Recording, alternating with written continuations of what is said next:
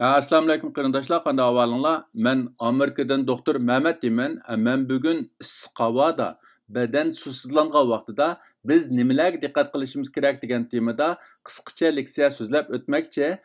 Men bu leksiyada asosliqi shu issiq havoda yoki chiniqqan vaqtida ko'p terlash orqali badanda suv yo'qolgan vaqtida yoki badan suvsizlangan vaqtida qandaq alomatlar ko'rildi, qandaq yomon oqibatlar paydo bo'ldi.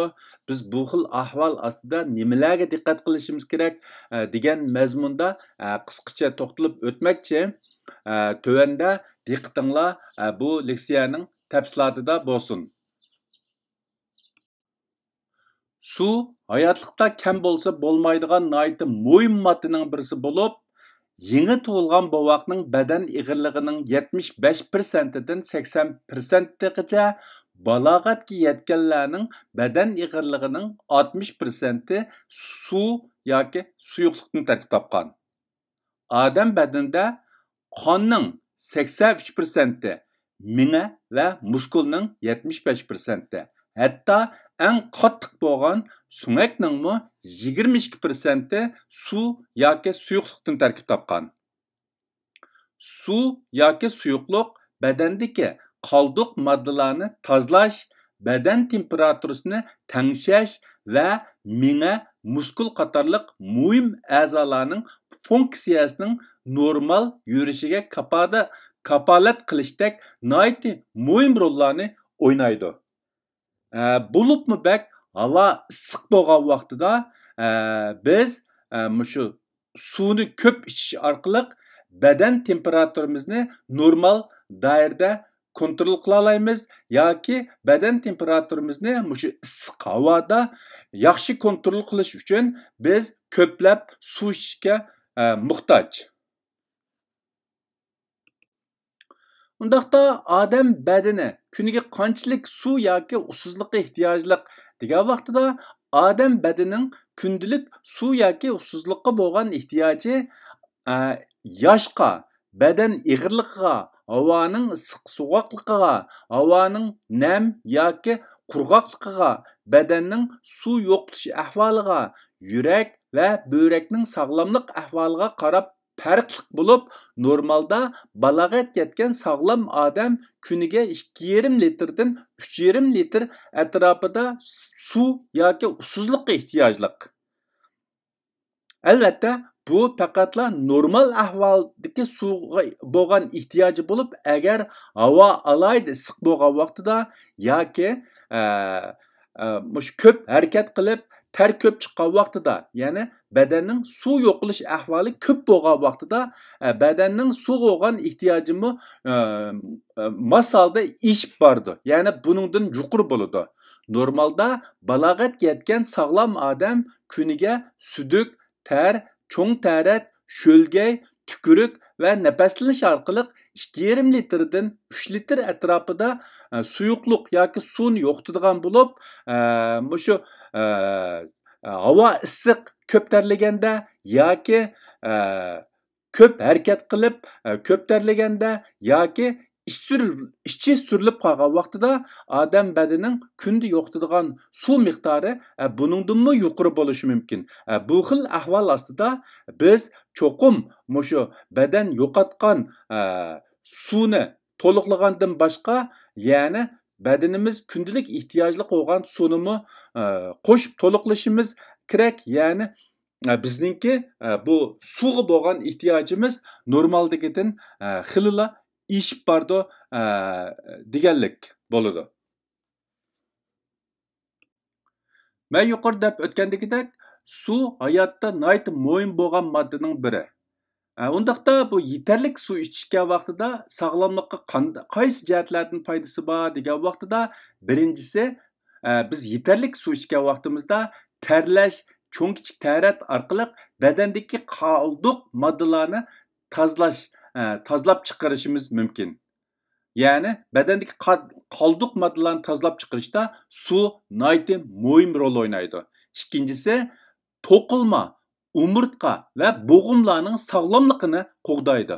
Yəni biz yeterlik su içken vaxtida bizniki şu toqulma, umurtqa və boğumlar sağlamlığını saqlab qalalaydı. Yani eğer biz yeterlik su içmegen vaxtida və yoki bədenimiz susuzlanğan vaxtida toqulma, umurtqa və boğumlarının sağlamlığı təsirə uçurışı mümkün. Üçüncüsü, bədenin energiyası və mini iqtidarını görünərlik dərəcədə yaxşılaydı. Dördüncüsü, həzm qilishqa və ozuqluqning sömürülüşüge yardım berdi. Beşincisi, bedeninin fizikilik iqtidarını yaxşılashqa yardım berdi. Altıncısı, terining siliq və pokroq bo'lishiga yardım berdi. Yettincisi, bedenning immunit kuchini yuqori ko'tarib, kasallikka qarshi turishga yardım berdi. Sakkizinchisi, börek və südük yo'liga tosh tushishning oldini oladi. To'qqizinchisi, bosh og'riqning oldini olishi mumkin. O'ninchisi, qavziyatning oldini olishga yardım berdi. Mana bular suvni yeterlik ichgan vaqtida uning sog'lomlikqa bo'lgan foydasi. Agar biz suvni yeterlik içmegen vaqtimizda bedende susuzlanish kelib chiqishi va ba'zi yomon oqibatlarni keltirib chiqarishi mumkin. Beden ig'ir susuzlanib, vaqtida suv to'liqlamagan vaqtida qandaq yomon oqibatlar kelib chiqishi mumkin degan vaqtida birinchisi charchash, og'riqlik his qilish, bosh og'rish kelib chiqishi mumkin. Ikkinchisi bosh qiyish, qaymoqish, tafakkuri ve inkası oslab ketish, hatta hushidan ketishi mumkin. Üçüncüsü, ig'izi qattiq qurish, quruq yo'tal to'xtamasligi mumkin. To'rtinchisi, yurak so'qish tezlashishi, qon besimi tövellab ketishi mumkin. Beshinchisi, ishtahasi tövellash, tomoq yegisi kelmaslik, tomoq yaxshi hazm bo'lmasligi mumkin. Oltinchisi, muskullar tortishib qilishi mumkin. Pey tartışıp qilishi mümkün. Yettinchisi, qavziyat va yoki ich qetivilishni keltirib chiqarishi mumkin. Sakkizinchisi, suduk, qiniq ranglik kelishi, börek ta'siriga uchirishi, börekda tosh paydo bo'lishi mumkin. Mana bular mushu badan ig'ir susuzlangan vaqtida, uni vaqtida to'liqlamagan vaqtida kelib chiqadigan yomon oqibatlar. Shunlashqa bedende yo'qolgan suvni vaqtida to'liqlash, bedenning susuzlanib ketishining oldini olish bizning salomatligimiz uchun nihoyatda muhim. Men yuqori deb o'tgandagidek, bovoqlar va kichik bolalarningki beden ig'irligining 80% suv bo'lib, suv bovoqlarningki o'sib yetilishi va sog'lomligida nihoyatda muhim.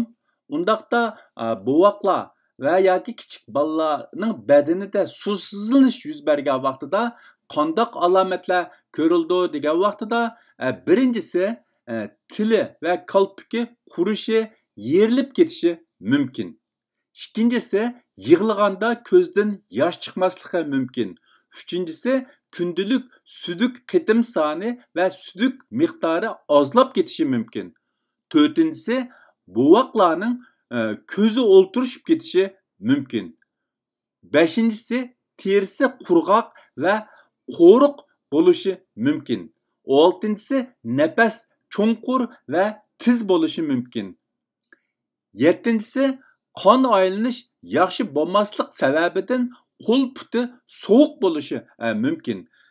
Men bu yerda bovoqlar va kichik bolalarningki badanining sizlanishida yuz bergan bu alomatlarni alayda ta'kidlab o'tishimning sababi 1-2 yoshdan kichik bolalar va bovoqlar o'zida ko'rilgan alomatlarni to'liq yaxshi ifodalab berolmaganligi uchun ota-onalarningki bolalarda yuz bergan bu ahvollarga qarab bularda suvsizlanish bo'pti deb bilish nihoyatda muhim deb qaraganim uchun men bu bovoqlar va kichik bolalardagi suvsizlanishning alomatlarini alayda ayrim bir tema sifatida ta'kidlab o'tdim. Buni yosh ota-onalarningki bilishi nihoyatda muhim. Chunki bolalarda susuzlangan vaqtida, bo'libmi bek kichik bolalarda bu vaqtlarda susuzlangan vaqtida ular yaxshi ifodalab beramaganligi uchun bu susuzlanish ahvoli vaqtida bir taraf qilinmasligi va bolalarning salomatligiga ig'ir ta'sir etishi mumkin. Shunlashqa buni men alohida ta'kidlab o'tdim. Undaqda bu issiq havoda yoki qattiq harakat qilib ko'p terlaganda qandaq ichimliklarni ichish va qandaq ichimliklarni ichmaslik kerak degan vaqtida birinchisi eng sog'lom bo'lgani tabiiy suv yoki sug'oq suv. Bu mushu issiqda yoki harakatni ko'p qilgan vaqtida badanda yo'qolgan suvni to'liqlaydigan eng yaxshi usul mushu tabiiy suv ichish. Albatta undan boshqa sho'rp ichish, bu sog'lom ichimliklar ichiga kirdi. Ikkinchisi tarkibida tuz va mineral moddalar miqdori odam badaniga moslashtirilgan layoqatli tantarbiya ichimliklari.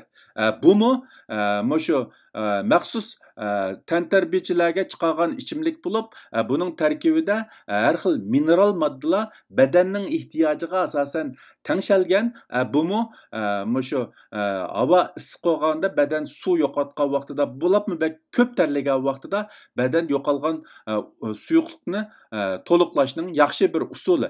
Albatta hozir bu bozorlarda sotayotgan ichimliklar har xil bo'lganligi uchun ba'zilarining tarkibi aniq yoki o'lcham yetmaganligi uchun balkim ba'zilari bizning sog'lomligimiz uchun unchalik foydali bo'lmasligi mumkin.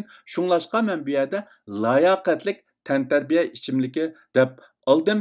Agar buning sharoitimiz yetmasa, eng yaxshisi eng tabiiy suv va uyda etilgan har xil sho'rpalarda biz tuz sog'inimiz uchun badanda ko'p terlash sababidan yo'qolgan tuzni birga to'liqlaydi. Bular shu badanda yo'qolgan suvni to'liqlashning eng yaxshi usuli. Uchinchisi aroq, pivo, tatliq va gazliq ichimliklarni ichishdan saqlanish kerak.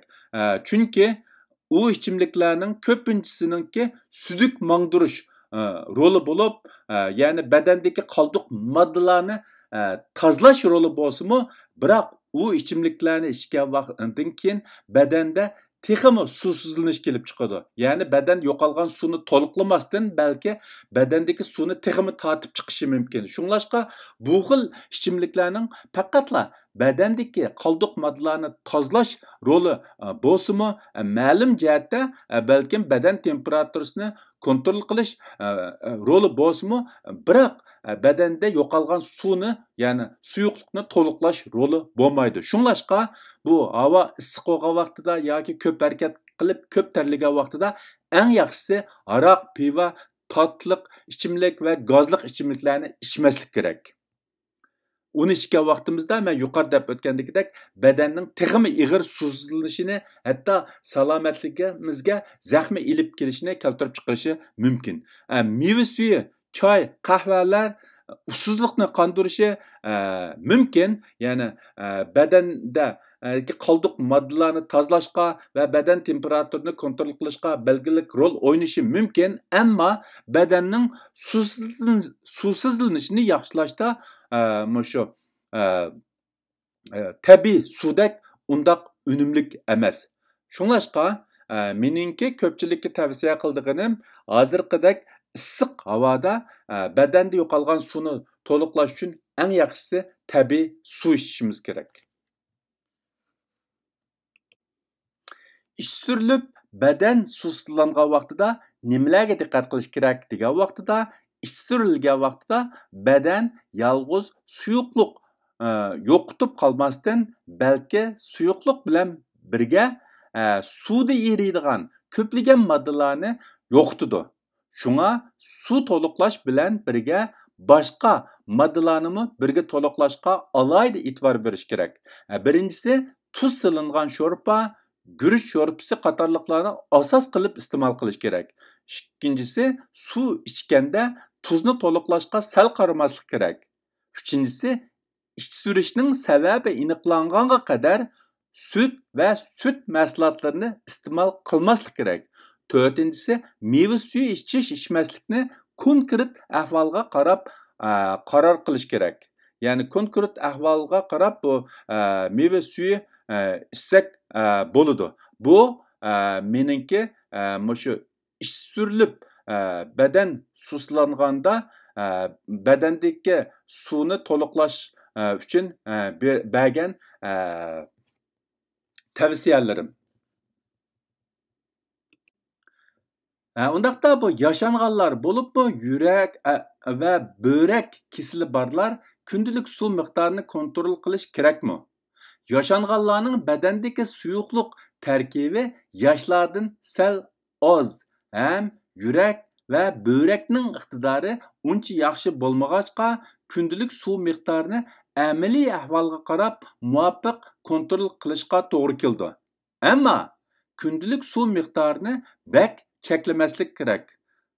Undaq bo'lmagan vaqtida badanda osonla suvsizlanish kelib chiqishi, böbrek va sudik yo'lda oson tosh paydo bo'lishi, miyaning iqtidoriga ta'sir etishi va teri texmi qo'ballishi mumkin. Eng muhimi, shu miyaning normal funksiyasi ta'siriga uchrab, bu inkas oslab ketishi mumkin. Buni balkim ko'pinchimiz badanda suvsizlangan yoki suvni oz ichgan bilan bog'lamasligimiz mumkin, lekin bu uzun muddat suvni oz ichgan vaqtida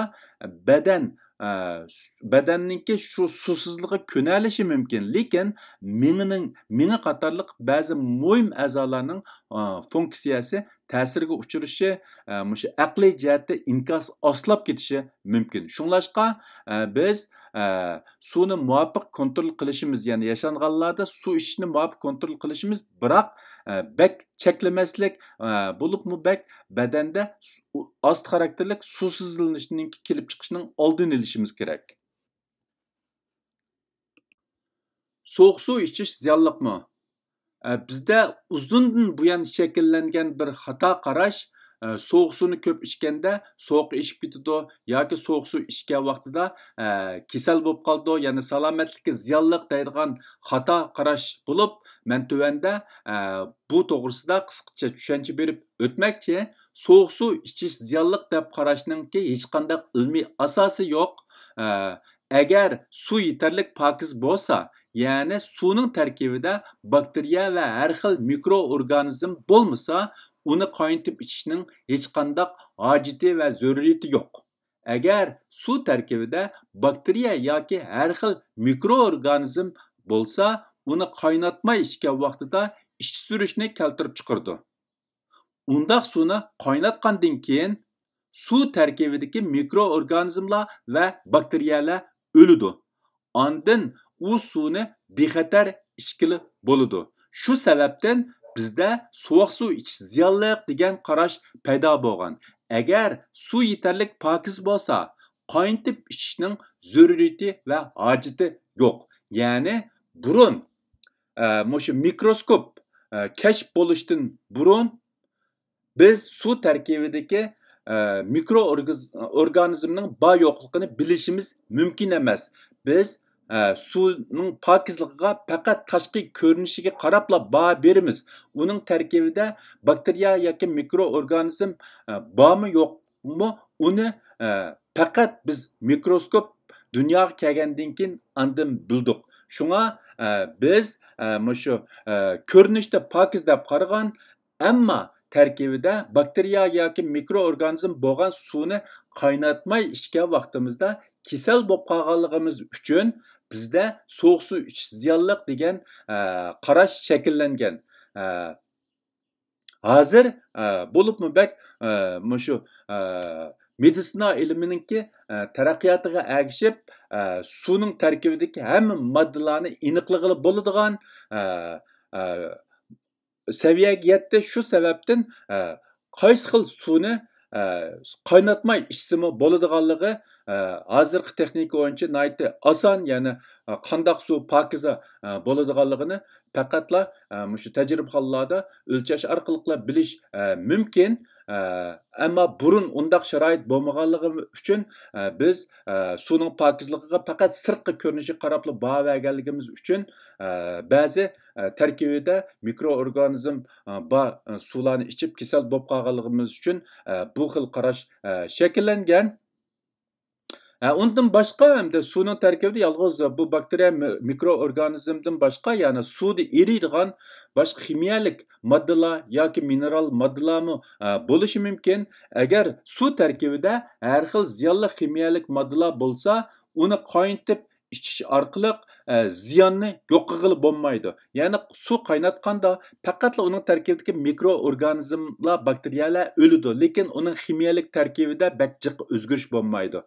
Ammo faqat suvni o'rga aylantirgan vaqtida, ya'ni suvni qaynatib, o'rga aylantirib, andan keyin boshqa bir uskuna orqali uni so'g'itgan vaqtida aslidagi suv tarkibidagi ximiyalik moddalar shu qozonda yoki uskunda qilib o'r orqali o'rdan shakllangan suvda hech qanday ximiyalik moddalar bo'lmaydi. Albatta, uning tarkibidagi odamga foydali shu mineral moddalarmi bo'lmaydi. Shunlashqa bu yerda ta'kidlab o'tadiganim, suv qaynatgan vaqtida faqatla uning tarkibidagi bakteriya mikroorganizmlarni yo'q qilg'il bo'ldi. Suvni o'rga aylantirgan vaqtida andan keyin uning tarkibidagi hatto ximiyalik moddalardanmi pokizlig'i bo'ladi. Shunlashqa bozorda normalda biz shu o'rlantirilgan yoki parga aylantirilgan suv degani tarkibida suvdan boshqa hech qanday narsa bo'lmagan suv. Albatta men bu yerda da'vatqinim faqat sifatli, ya'ni layoqatli suvni demakchi.